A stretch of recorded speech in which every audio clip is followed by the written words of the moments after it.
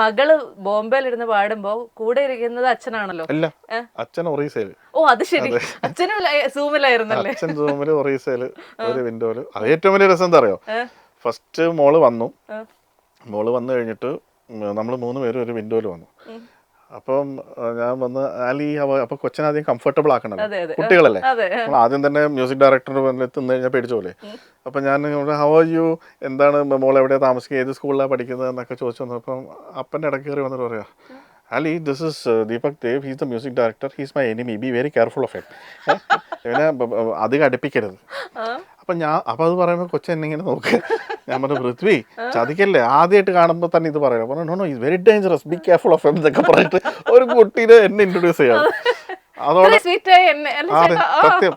അപ്പം ഞാൻ നോക്കുമ്പോൾ ഇത് ബെസ്റ്റ്. ഇനിയിപ്പോൾ ഈ കുട്ടി പാട്ടെങ്ങനെ പഠിക്കും, എന്നെ പേടിയുള്ള രൂപത്തിലല്ലേ കാണും.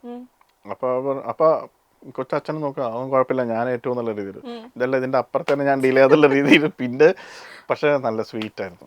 പക്ഷെ ആ ഒറ്റ വരിയിൽ നിർത്താമെന്ന് തീരുമാനിച്ചത് എന്തുകൊണ്ടായിരുന്നു? അതെന്താന്ന് വെച്ചാൽ ആ വരി അവസാനമാണ് ഈ മോളാണ് പാടുന്നത്. അതിപ്പോ ഏത് മോളാണെങ്കിലും ആ പാട്ടിന് ആവശ്യമുള്ളതല്ലേ ചെയ്യാം.